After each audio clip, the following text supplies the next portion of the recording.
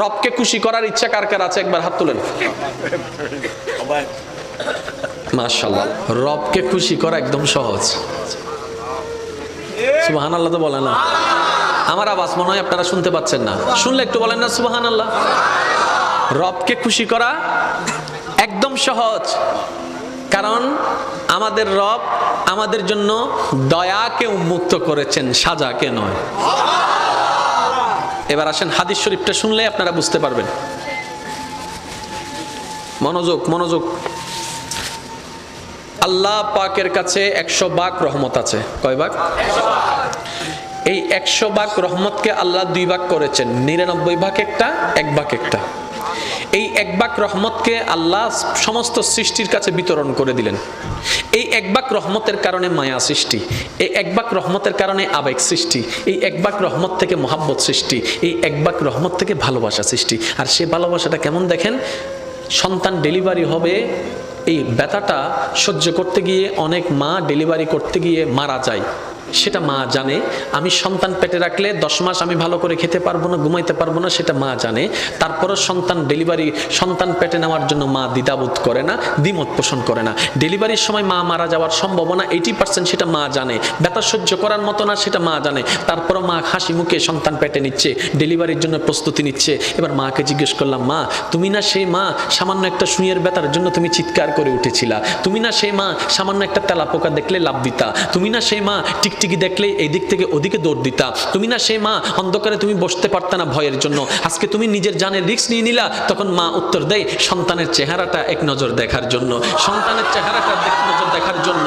এবার ডাক্তার যখন এমন পরিস্থিতিতে চলে গেল, মা হয়তো মা বাঁচবে না হয় সন্তান বাঁচবে, এমন একটা ক্রিটিক্যাল পরিস্থিতির মধ্যে যখন চলে গেল, ডাক্তার এবার আসলো অভিভাবকদের কাছে, আপনারা বন্ড সাইন দেন, আমরা অপারেশন থিয়েটারে ঢুকাবো। এখন আপনারাই সিদ্ধান্ত নেন, কাকে বাঁচাবো, মাকে বাঁচাবো নাকি সন্তানকে বাঁচাবো? একে জিজ্ঞেস করে, এ বলে যে মাকে বাঁচাও, ও বলে যে মাকে বাঁচাও, ও বলে যে মাকে বাঁচাও, ও বলে যে মাকে বাঁচাও। কারণ সবার মাতার চিন্তা, মা যদি বেঁচে থাকে সন্তান আবার আসবে, মা যদি বেঁচে থাকে সন্তান আবার আসবে। সবার একটি কথা, মাকে বাঁচাও, মাকে বাঁচাও, মাকে বাঁচাও। এবার ডাক্তার কৌতূহল বশত মাকে একবার জিজ্ঞেস করলো, সবাই বলছে মাকে বাঁচাতে, একটু আপনি বলেন না আমরা এই 2 জনের ভিতর কাকে বাঁচাবো, আপনাকে বাঁচাবো নাকি সন্তানকে বাঁচাবো? তখন মা, একমাত্র মা, সে উত্তর দেয়, একমাত্র মা তখন চিৎকার করে বলে, ডাক্তার আমার সন্তানকে বাঁচান, আমার সন্তানকে বাঁচান, আমার সন্তানকে বাঁচান। ডাক্তার অবাক হয়ে তাকায় রইল, সবাই বলছে আপনার কথা, আপনি বেঁচে থাকলে তো সন্তান আরেকটা আসবে, আপনি কেন সন্তানের কথা বলছেন? এবার মা 2 চোখের পানি ছেড়ে দিয়ে বলে, আমি তো দেখেছি সূর্য কেমন,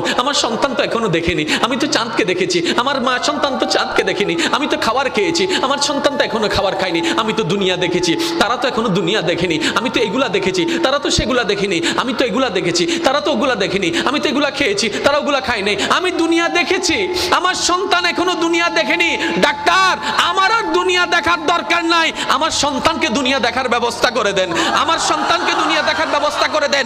একজন মা সন্তানের প্রতি এই মায়া, ওই 1% ভালোবাসার অংশ, 1% ভালোবাসার অংশ। আপনার আমার নবী রাহমাতুল্লিল আলামিন যখন এই হাদিস বর্ণনা দিলেন, 1 ভাগ রহমত রেখে আল্লাহ পাক 1 ভাগ রহমত পৃথিবীর মধ্যে রহমত ছড়াই দিয়েছেন, 99 ভাগ রেখে দিয়েছেন। সাহাবায়ে কেরাম আদবের সহিত আরজি করলেন, ইয়া রাসূলুল্লাহ, ইয়া রাসূলুল্লাহ, ওই 1 ভাগ রহমতের যদি এত ভালোবাসা, এত মায়া, এত টান, এত আবেগ, এত মহব্বত যদি হয়, এই 99 ভাগ আল্লাহ কেন রেখে দিয়েছেন? তখন রহমাতুল্লিল আলামিন বলেছেন, ওরা আমার সাহাবারা শুনো, এই বাকি 99 ভাগ রহমতকে আল্লাহ হাসরের জন্য রেখে দিয়েছেন, হাসরের জন্য রেখে দিয়েছেন, হাসরের জন্য রেখে দিয়েছেন। সাহাবায়ে কেরাম বলে, ইয়া রাসূলুল্লাহ, এই 99 রহমত কেন রেখে দিয়েছেন? তখন নবী বলে, এই হাসরের মধ্যে যখন সবাই উপস্থিত হবে, পাপীরা যখন কান্নাকাটি করবে, তখন আল্লাহ 99 ভাগ রহমতকে উন্মুক্ত করে দিবেন শুধু বান্দাদেরকে জাহান্নামী থেকে জান্নাতি করে দেওয়ার জন্য। সুবহানাল্লাহ, আল্লাহু আকবার।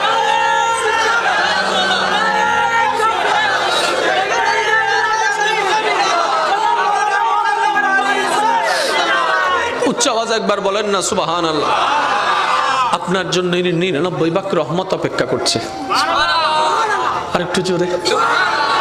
1 ভাগের ভালোবাসা যদি এমন হয়, 1 ভাগের ভালোবাসা যদি এমন হয়, 99 ভাগ, আপনি কেন ভাবছেন আপনি জাহান্নামে যাবেন? কেন আপনার ভাবনা আপনি জাহান্নামে যাবেন? আপনি না রবের বান্দা? রবের বান্দা তো জাহান্নামে যায় না রে ভাই। আপনি না শেষ নবীর উম্মত?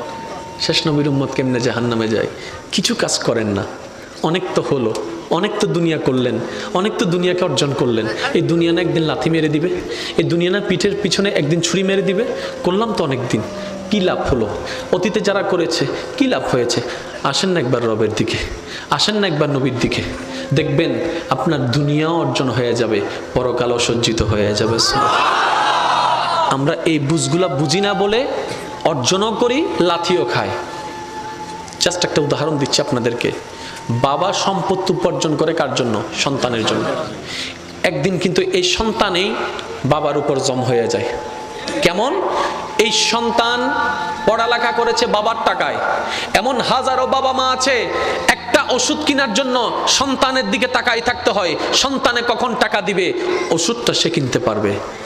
এটা কেমন জীবন? এটা কেমন জীবন? আপনি না বাবা?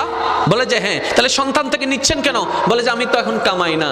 আমি বললাম আপনি সিস্টেমেই জানেন নাই ভাইজান। আপনি অতটুক কামান, অতটুক ব্যবস্থা করেন, আপনি সন্তানকে দেন, কিন্তু আপনি মরণ পর্যন্ত যেন কারো থেকে টাকা চাইতে না হয়, কারো টাকায় ওষুধ কিনতে না হয়, ওই রকম এবিলিটি নিজের মধ্যে তৈরি করে ফেলুন। তাওয়াক্কুলটা আল্লাহর উপর রাখবেন, যেন মরণ পর্যন্ত সন্তানের টাকায় চলতে না হয়। সন্তান যেন আপনার সামনে বড় করে একটা কথা বলতে না পারে, বাবা তোমার ওষুধের টাকা দেওয়ার টাকা আমার কাছে নাই, চিকিৎসার খরচ দেওয়ার মতো খরচ আমার কাছে নেই, এই কথা যেন সন্তান বলতে না পারে, সন্তানের বউ বলতে না পারে, মেয়েরা বলতে না পারে। আপনাকে সেই ব্যবস্থা এখন থেকে করতে হবে। আপনি 20 বছর চাকরি করবেন, আপনি দিয়ে যাবেন, যখন আপনার ইনকাম বন্ধ হয়ে যাবে ভিক্ষুকের মতো সন্তানের দিকে তাকায় থাকতে হবে। এমন জীবনের চাইতে তো মরণ অনেক ভালো হয়ে যাবে, মরণ অনেক ভালো হয়ে যাবে। আল্লাহ পাক বলে বান্দারে তুই যদি আমাকে সন্তুষ্টি করে চলতি, বুড়া অবস্থায় ব্যবস্থা আমি করে দিতাম। বলেন সুবহানাল্লাহ।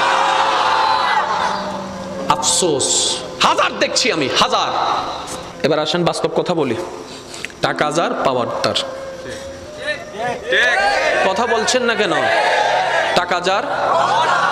আজকে যারা টাকা কামাচ্ছেন, ইয়ং আছেন, ছেলে আছেন, সময় আপনাদের জন্য আসতেছে এটা, কারণ বাপ হবেন তো কিছুদিন পর। হাসেন আর যাই করেন, বাপ হচ্ছেন তো। এবার আসেন, যারা টাকা কামাচ্ছেন আপনাদের কাছে অনুরোধ, যারা সন্তানের বাবা মা আছেন আপনাদের কাছে অনুরোধ, আপনি মরে গেলে সম্পদ এমনিতেই হয়ে যাবে সন্তানদের, কিন্তু কখনো বেঁচে থাকতে সন্তানদের নামে জায়গা ভাগ করে দিবেন না। কারণ বেশিরভাগ গন্ডগোল লাগে ভাগ করে দেওয়ার পরে। তখন আর কেউ মা চিনে না, বাপ চিনে না।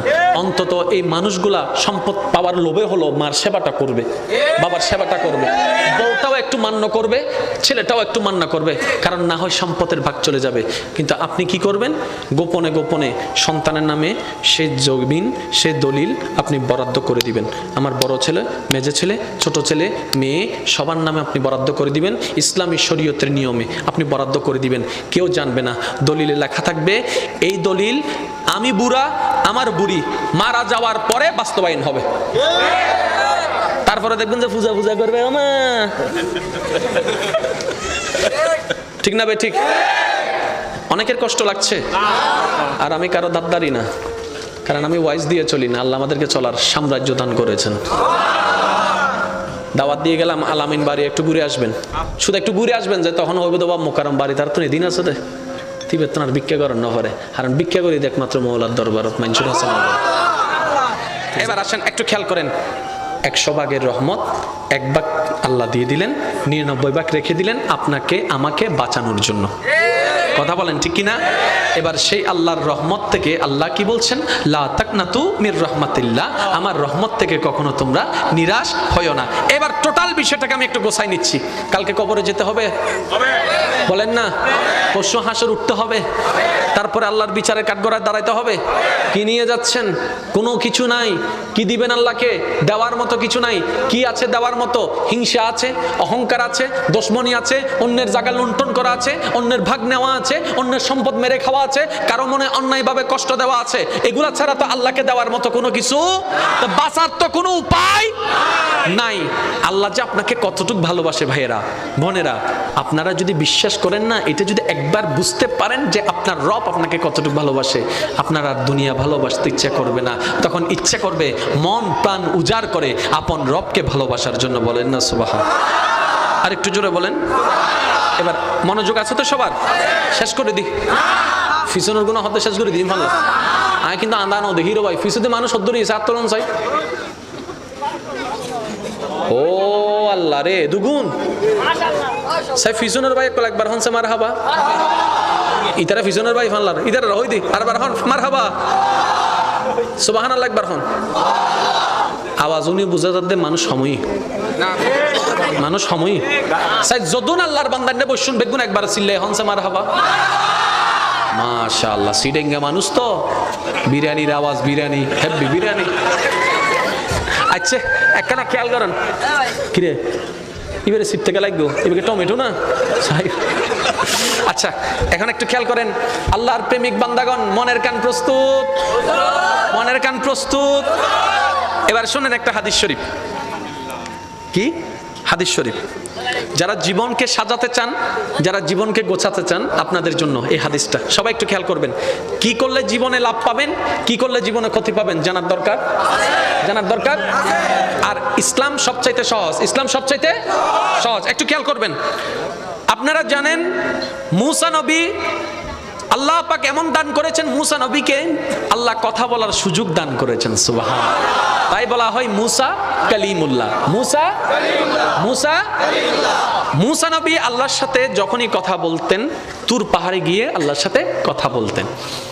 এবার মূসা নবী একদিন রাস্তা দিয়ে হেঁটে যাচ্ছে, যাওয়ার সময় একজন মূসা নবীর উম্মত মূসা নবীকে দেখে বলে, ইয়া নবী আল্লাহ, আপনি তো আল্লাহর সাথে কথা বলতে যাচ্ছেন, আমার পক্ষ থেকে আমার রবের কাছে একটা বার্তা, একটা মেসেজ আপনি পৌঁছাই দিবেন দয়া করে। বলে যে কি বলতে চাও বলো, যেটা রবকে বলতে হবে।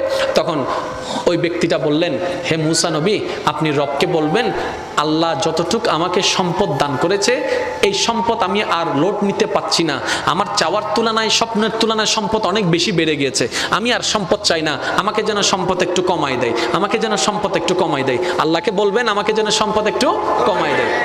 এরকম দোয়া কেউ করে? কারণ আমরা তো আরো দে আরো দে, আহাদি নোয়ারের তো ওদের সিবি দে সিবি দে সিবি দে, আহাদি সিবি দিল ন তো ওদের রশিদি বান রশিদি বান রশিদি বান, আহাদিও ন তো ওদের ফ্ল্যাস্টার কর, তারপরও দে, ঠিক না? সেজন্য সিডেঙ্গা ভাষাটা কেন হতা আছে, বেশি আইলে নমাতে, বেশি আইলে, বেশি হাইলে ফ্যাট লোড তাইলে কেএফসি আর বালা লাগিব না। ওয়া আগে জিল্লা সিলিল্লা করি দাও, আওয়াজ আগের মতো করি দাও।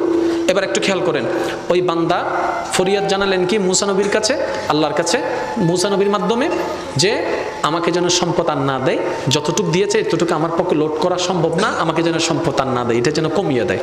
আচ্ছা মূসা নবী চলে যাচ্ছেন, কিছুক্ষণ পর আরেকজন বান্দার সাথে দেখা, ওই বান্দার শরীরের কাপড় চোপড় সব ছিঁড়া ফেলা, চুলগুলা আউলা জাউলা। এবার মূসা নবীকে বললেন, আল্লাহকে একটু আমার পক্ষ থেকে একটা খবর জানাবেন। বলে যে কি খবর? বলে যে আমার খাবার জন্য খাবার নাই, পরার জন্য কাপড় নাই, আল্লাহকে একটু বলেন না আমার উপর দয়া করতে, আমাকে একটু সম্পদ দিতে বলেন না, আমি যদি একটু ধনী হতে পারি। দুইজন বান্দার দুইটি বার্তা নিয়ে মূসা নবী তুর পাহাড়ে চলে গেলেন, আল্লাহর দরবারে এবার ফরিয়াদ জানালেন। আল্লাহর দরবারে দুইজন বান্দার পক্ষ থেকে ফরিয়াদ জানার পরে আল্লাহ পাক বললেন, মূসা, প্রথমে যেই বান্দা তোমাকে ধরেছে সে বলেছে সম্পদ আর নিতে পারবে না, তাকে গিয়ে বলো আজকে থেকে যেন শুকরিয়া আদায় বন্ধ করে দেয়, শুকরিয়া আদায় করা বন্ধ করে দেয়, তার সম্পদও কমে যাবে, সম্পদও কমে যাবে। আর যার সম্পদ নাই বলেছে তাকে বলবা শুকরিয়া আদায় করতে শুরু করতে, যেমনে থাকুক যেভাবে থাকুক শুকরিয়া আদায় করতে শুরু করতে বলো, আমি আল্লাহ সম্পদ বাড়াই দিব, নিয়ামত বাড়াই দিব, মর্যাদা বাড়াই দিব। সুবহান। মেসেজটা শুনে মূসা নবী এবার আসতে লাগলেন, তারা অধীর আগ্রহে অপেক্ষা আল্লাহর পক্ষ থেকে কি মেসেজটা আছে। এবার গরিবের সাথে দেখা হলো, গরিবকে বলে আল্লাহ পাক বলেছে তোমাকে সর্বদা শুকরিয়া আদায় করতে। সে বলে যে আমি শুকরিয়া আদায় করব কি নিয়ে, শুকরিয়া আদায় করার তো কোনো বিষয় নাই, শুকরিয়া আদায় করার তো কোনো কারণই নেই, কি নিয়ে শুকরিয়া আদায় করব। কিন্তু আল্লাহ কি বলেছিলেন, যেমন আছে তেমনই যদি সে শুকরিয়া আদায় করে। তো সে যদি চালাক হতো কি বলতো, যাক হাঁটার জন্য এখনো পা দুইটা আছে আলহামদুলিল্লাহ, চলার জন্য এখনো একটু শক্তি আছে আলহামদুলিল্লাহ, দেখার জন্য নজরটা একটু আছে আলহামদুলিল্লাহ। আল্লাহ খুশি হয়ে যেত, এই শুকরিয়ার কারণে তার অন্যদিকেও আল্লাহ বরকত বাড়ায় দিত। সুবহান। সে এই নিয়ামতটা নিতে জানে। এবার কিছু দূর যাওয়ার পরে ওই মানুষটা যে সম্পদ কমাই দেওয়ার জন্য বলছে তাকে দেখলো, তার জন্য আল্লাহর উপর সন্তুষ্ট থাকার জন্য। তখন মুসা নবী বললেন, আল্লাহ তোমাকে বলেছেন শুকরিয়া আদায় বন্ধ করে দাও, নিয়ামত বন্ধ হয়ে যাবে, সম্পদ বন্ধ হয়ে যাবে, তোমার অর্থনৈতিক আস্তে আস্তে কমে যাবে। তখন সেই বান্দা উত্তরে বলে, যখন আমার কিছু ছিল না তখনও রবের শুকরিয়া বন্ধ করি নাই, আজকে কেমনে বন্ধ করব? আজকে কেমনে বন্ধ করব? যখন আমার কিছু ছিল না আমি তখনই রবের শুকরিয়া আদায় করেছি। এই হাদিসের ছায়া তলে নবী আমাদেরকে মেসেজ দিতে যাচ্ছেন, উম্মত থাক না থাক, পাও না পাও, বেশি অল্প, মন মতো হোক না হোক, সর্বাবস্থায় আপন রবের শুকরিয়া করতে থাকো, করতে থাকো, করতে থাকো। তোমার নিয়ামতের, তোমার জীবনে নিয়ামতের যা যা দরকার তোমার রব সবগুলা পূরণ করে দিবেন। বলেন সুবহানাল্লাহ। এবার মৌলা আলীর একটা হাদিস শুনেন, বলবো? জোরে বলেন না, বলবো? দেখেন ইসলাম কত সহজ, পরকাল কত সহজ। হযরত আলী রাদিয়াল্লাহু তাআলা আনহু বলে, আল্লাহর থেকে অল্প পেয়ে তুমি খুশি হয়ে যাও, আল্লাহ হাসরে তোমার অল্প আমলে খুশি হয়ে যাও। High high high high high. যে বান্দা আল্লাহর থেকে পাওয়া অল্প নিয়ামতে খুশি হয়ে যায়, যাক আলহামদুলিল্লাহ অনেক বেশি পাইছি, আল্লাহ তার হাসরের ময়দানে যাওয়ার পরে অল্প আমল দেখলেও খুশি হয়ে যাবে। এবার সত্যি করে বলেন, আমরা কি খুশি হতে পারি? সত্যি করে বলেন, আমরা খুশি হতে পারি? পারি না বলেই আজকে আমাদের জীবনে এত দুঃখ, এত কষ্ট। আজকের মাহফিল থেকে চলেন আমরা একটা আমল শিখার চেষ্টা করি, বুঝি না বুঝি, পক্ষে বিপক্ষে, শত্রু হোক বন্ধু হোক, দিন হোক রাত হোক, ব্যথা লাগুক সুস্থ লাগুক, যেমন তেমন, শুধু জবানে একটা জিনিস থাকবে, আলহামদুলিল্লাহ আলহামদুলিল্লাহ আলহামদুলিল্লাহ আলহামদুলিল্লাহ আলহামদুলিল্লাহ, পাইলেও আলহামদুলিল্লাহ, না পাইলেও আলহামদুলিল্লাহ। কিচ্ছু দরকার নাই।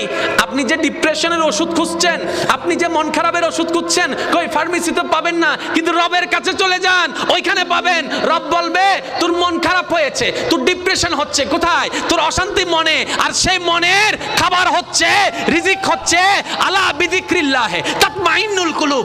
ওই অন্তরকে রবের নাম শুনাই দে, মন এমনি শান্ত হয়ে যাবে।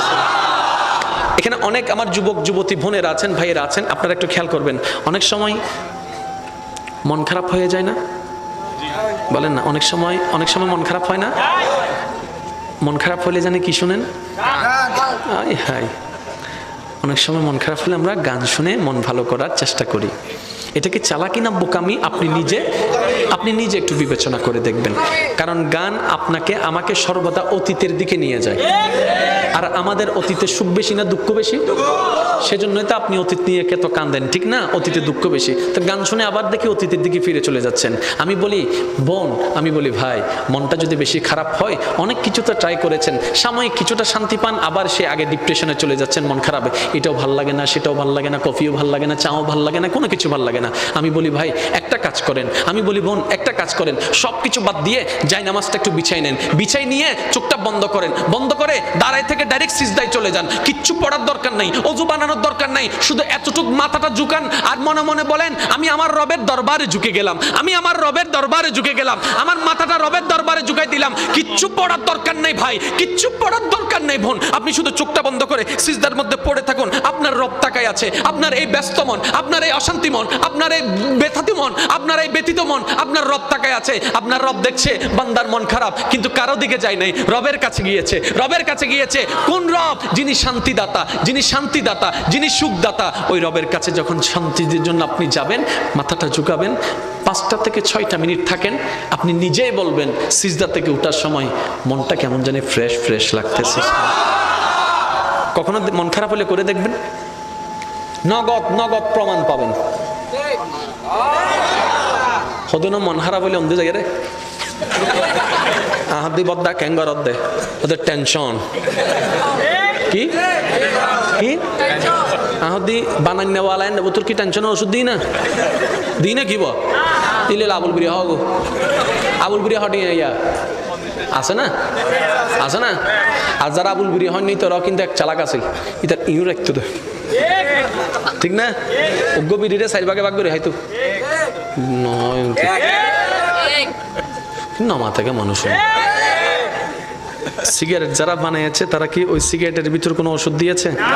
তাহলে আপনার যে ডিপ্রেশন টেনশন কমে যাচ্ছে কেন মনে হচ্ছে? শুনেন, এটা একটা সাইকোলজিক্যাল ব্যাপার। আপনি যদি মনে করেন যে এটা পানিটা খেলে আপনার মাথা ব্যথা চলে যাবে, অথবা আপনি যদি পানিটা খেলে আপনার টেনশন কমে যাবে, যদি আপনার মনে হয়, দেখবেন পানিটা খাওয়ার পর আপনার মন খারাপ চলে যাবে। এটা একটা সাইকোলজিক্যাল ব্যাপার, এটা দয়ার বিষয় নয়, ঠিক আছে? কিন্তু আপনি যখন সিজদায় চলে যান, নবী বলছেন যখন তোমরা সিজদায় যাও জমিনে তোমাদের কপালটা লাগে না, রহমানের দরবারে গিয়ে লাগে। তাহলে আপনি যখন সিজদায় যান তখন একদম কাছে চলে যান কার? আরো জোরে বলেন। আপনি তখন আল্লাহর কাছে চলে যান, রহমতের অনেক কাছে চলে যান। এত মূল্যবান একটা জায়গার মধ্যে আপনি আমি গুরুত্ব না বুঝার কারণে অনেকে সিজদার মধ্যে দেরি হলে কাশি মারে। মসজিদে শুনেন না, অনেক সময় সিজদার মধ্যে যদি ইমাম সাহেব একটু দেরি করে, পিছন থেকে একজন কিরা ভাই ঠান্ডা লাগি না, হদে না উজুরের মিস কল মসজিদে, আমাদের কেন মারলি উজুরের মিস কল, হদে হাসি দিই মসজিদে, আর শেষ হই তোমার শেষ হইলে তোর হ না তোমার শেষ হইলে। এই নামাজে আপনাকে জান্নাতে নিবে? আমাদেরকে জান্নাতে নেওয়ার মতো কোনো আমল আমাদের কাছে আসলে। সেজন্য শর্টকাট পদ্ধতি বলি, ইমানটাকে মজবুত রাখবেন। আল্লাহ, নবী, রসুল, কোরআন, ফেরেশতা, পরকাল, কবর, হাসর, জান্নাত, জাহান্নাম, যত কিছু আছে শুধু চোখ বন্ধ করে বলবেন মানি বাস মানি, মানি বাস মানি, মানি বাস মানি, ইমান কমপ্লিট। ঠিক আছে? আর এখন আমল করার পালা। নামাজটার দিকে আসুন। ভুল হোক শুদ্ধ হোক করার চেষ্টা করুন। এই ভুল করতে করতে শুদ্ধ চলে আসবে, ভুল করতে করতে শুদ্ধ চলে আসবে। প্রথম থেকে যদি শুদ্ধ করতে চান, আলহামদুলিল্লাহ, এটা উদয় আর নফর আগে তার হঠাৎ জিল্লা ভারো চিল্লা ফসছো না, এটা যাতে প্রেমত ফরি যাবো। ও বাপ, যে সুন্দর হত কবিতা ফুললাম, কিন্তু কোরআনের মতো এত মজা না ভাই। যেদিন না মজা বুঝি যাব, হেডফোন দিয়ে সুরা রহমান উনিব, হেডফোন দিয়ে সুরা ইয়াসিন উনিব, বারবার ওই নাফারাতে শিখে দেরি উনতে উনতে উনতে উনতে দেব কি রে, যত উনের তত মন শান্তি হর, যত উনের তত জ্ঞান জানি শান্তি লাগে, যত উনের মানচুল্লাহ সহ্য করতে মনে নহর, যত উনের মানচুল্লাহ জাগা আগে করতে মনে নহর। ইটা তুন যাতে কোরআনের প্রতি ফেম চলে যাবো, এটা আস্তে আস্তে শিখা শুরু করিব, যাতে শিখি ফেলাইব, এত একদিন হব দেয় আলহামদুলিল্লাহ রাব্বিল আলামিন الرحمن الرحيم مالك يوم الدين إياك نعبد وإياك نستعين اهدنا الصراط المستقيم صراط الذين أنعمت عليهم غير المغضوب عليهم ولا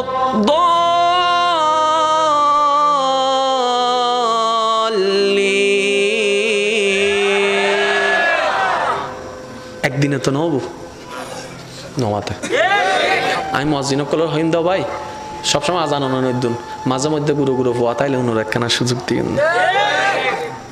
ইতো অন্তত আজান দিবে লোভ হইলে যাইব নি নামাজ ফরি চলিও। কারণ শয়তান সবসময় আসাতে দূরে যাবার লাই অনর্থন কৌশল গড়ি গড়িয়ে হাসে আনন্দ করিব। আমি সেজন্য একটা অনুরোধ জানাবো যারা এখানে আছেন, শয়তানের কাজ বান্দাকে রহমান থেকে দূরে নেওয়া, বান্দার কাজ হতে হবে রহমানের কাছে যাওয়া। কথা বলেন ঠিক কিনা?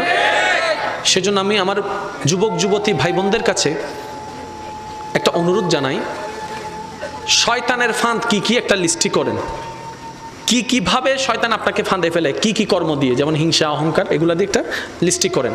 ওই লিস্টিগুলাকে রেড চিহ্ন দিয়ে ক্যান্সেল করে দেন, এগুলার সাথে আমার কোনো সম্পর্ক। দেখবেন আস্তে আস্তে আপনি রহমানের দরবারের কাছে চলে যাচ্ছেন, আপনার অন্তর আলোকিত হয়ে যাচ্ছে। সুবহানাল্লাহ। নামাজ পড়ার দরকার, জোরে বলেন না, নামাজ পড়ার দরকার, মা বাবার খেদমত করার দরকার, বউ ফিটানোর দরকার।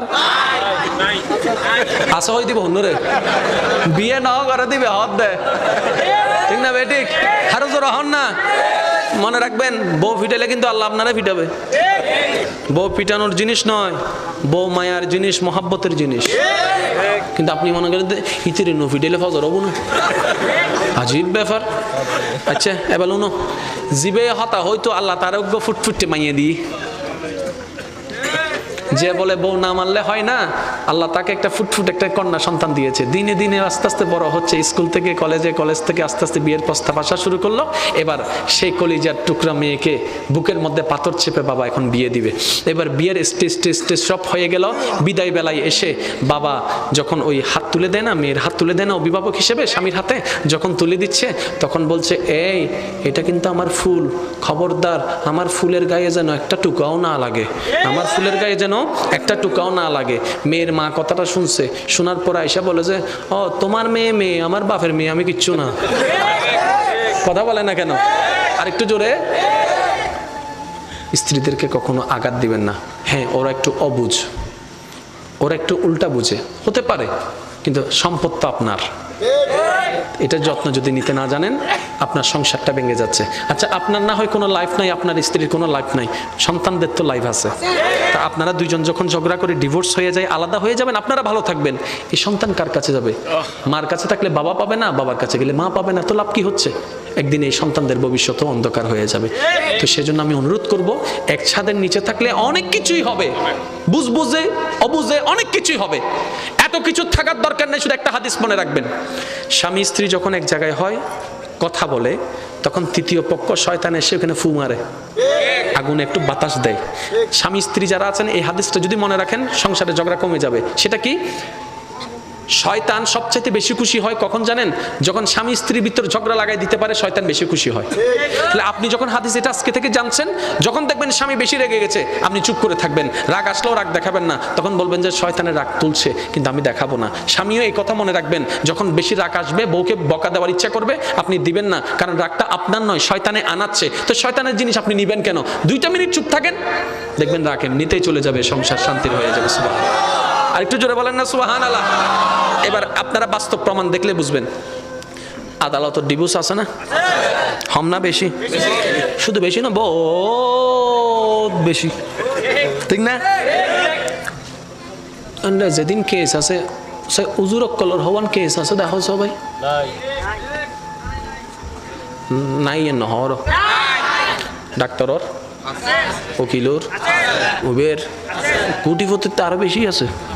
হদ না হদে আই মাইয়া দিন তো কোটিপতিরা হাতে দ বেশি করে দাও, কোটিপতিরা হাতে খেয়াল লেখা হইলে হাতে যায় কোটিপতিতে ড্যাম কেয়ার, এটা তোর মাইয়ারে বিয়ে করিব, 5 দিন বাদে আর গই বিয়ে করিব, এদিনে যদি তুই কিছু হইতে যাও, হয়তো তোর মাইয়া তুলে যাও, কেঙ্গা দিবে এটা লাই নবী হই দে, টিয়া চাই নদ্দু চরিত্র চাই দাও। আর তুই নো বুঝি, আর বুঝি দিয়ে হন্ডাতন বেশি বেশি আইব, এন্ডা এখন আর যৌতুক না, হয়তো গিফট। আবার সদুন তোলা দন্য আছে তো গিয়া উইতারও পারি মিদি তো মাইয়ারে বহুত কিছু দিয়ে গিয়া, তোমার কিছু ন দে সদুন আইরা হান ফরা দে আছে না নাই? হান ফোয়ার মায়ে চিন্তা করার দা মানছি আইরা তারা সিঁড়ি ফেলে নলইলে কিছু লং ফরিব, এই কিছু লং করতে যাই মাইয়ের বাবু শেষ। এবার হাদিস শুনুন, আপনার নবী আমার নবী বলছেন, কোনো একটা মেয়েকে যদি কোনো প্রকার খরচ ছাড়া কেউ বিবাহের ব্যবস্থা করে দিতে পারে, আমি নবী তার জান্নাতের গ্যারান্টি নিয়ে নিলাম। আপনি ওদিকে না যাবেন যেদিকে আপনার নবী বলেছেন, আপনি ওদিকে কেন যাচ্ছেন যেদিকে শয়তান বলছে? তো সমাজ চলে গেছে, কিন্তু আমি যেতে পারবো না, কারণ আমার কবরে আমাকে একা থাকতে হবে, আমার আল্লাহকে আমার একাই জবাবদিহি করতে হবে। তখন এই সমাজও আসবে না, এই পরিবারও আসবে না, এই আশেপাশের মানুষগুলা বলতে আসবে না। সেজন্য আমার যুবক ভাইরা বলেন, বিয়ের সময় কি কোনো যৌতুক নেওয়া চলবে? আরেকটু জোরে বলেন, যৌতুক নেওয়া চলবে? আপনারা বলবেন, আল্লাহ আমাকে যা দিয়েছে, যদ্দুর দিয়েছে, এতটুকুর মধ্যে আমি আনবো, পারলে দেন, না পারলে নাই। দরকার হলে আমি আমার বউকে, যেটা বউ আনবো 300 টাকার শাড়ি দিয়ে আনবো, কিন্তু সেই 300 টাকা হবে চুরির টাকা নয়, হালালের টাকা। আপনার বউকে বলবেন, বউ এটা আমি 300 টাকা দিয়ে কিনেছি, বউ অবাক হয়ে যাবে, সবার শাড়ি 5000 টাকা, তোমার শাড়ি 300 টাকা, এটা আমাকে কেমন গিফট করলা? তখন আপনি বলবেন, 5000 টাকা দিয়ে আমি চাইলে পারতাম, কিন্তু সেটা হতো অন্যায়ের টাকা, চুরির টাকা, লোভের টাকা, বাটপাড়ির টাকা। আমি এই 300 টাকার শাড়ি এনেছি, জানি এটার কোনো দাম নাই, কিন্তু এই শাড়ির প্রতিটা পশমে পশমে তোমার স্বামীর ঘাম জড়িত আছে। একবার বলে দেখেন, আপনার বউ বলবে 3 কোটি টাকার শাড়ির তুলনায় এই 300 টাকার শাড়িটাই আমার কাছে দামি। বলে দেখবেন একবার। আপনারা তো অনেক সময় বলেন, মাইয়া ফকলে শুধু হতে দেয় দেয়, না না, ইতারা হতে সবচাইতে বেশি কি চাই হতে না, মায়া আসোয়া দে, ইতারা টিয়া জোরহন না টিয়া। এখন দেখেন কোর্টের মধ্যে দেখেন অনেক প্রফেশনের ডিভোর্স পাবেন, হুজুরদের কোনো ডিভোর্স কেন? তারা ওই মাসালাগুলো জানে। কখন শয়তানে ফু মারে সেটা, সেজন্য স্বামী স্ত্রীর মধ্যে ঝগড়া হলো তারা চুপ হয়ে যায়। বলেন না সুবহানাল্লাহ। তা আজকে থেকে ইনশাআল্লাহ যারা বিবাহিত আছেন এই হাদিস মনে থাকবে তো? ঝগড়া কে লাগাই দেয়? জোরে বলেন, ঝগড়া কে লাগাই দেয়? স্বামীর কোনো দোষ, স্ত্রীর কোনো দোষ। আল্লাহ আমাদের সবাইকে বুঝার তৌফিক দান করুক। আগামী বছর মাহফিলটা হোক, আপনারা চান কিনা? জোরে বলেন, চান কিনা? আমার কথা কি কেউ কষ্ট পেয়েছেন? আমি কি কারো পক্ষে বলেছি? আমি কারো বিপক্ষে বলেছি? আল্লাহ আমাদের সবাইকে বুঝার তৌফিক দান করুক। আগামী বছর এই মাহফিল যখন আয়োজন হবে আপনারা সবাই সহযোগিতা করবেন, 5 ওয়াক্ত নামাজ ছাড়বেন না, কারণ এই নামাজ আপনার জীবনে একটা শৃঙ্খলা নিয়ে আসবে। বলেন সুবহানাল্লাহ। এই কথাটা একটু খেয়াল করবেন। নামাজ শুধু ইবাদত বাড়ায় না, নামাজ শুধু সওয়াব বাড়ায় না, নামাজ শুধু আপনাকে জান্নাত দিবে না, এই নামাজ আপনার জীবনের মধ্যে অগোছালো জীবনটাকে গোছাই দিবে, আপনার অশান্তির জীবনকে শান্তিময় করে দিবে। বলেন সুবহানাল্লাহ। আল্লাহ আমাদের সবাইকে কবুল করুক, আমিন। ইয়া নবী সালাম।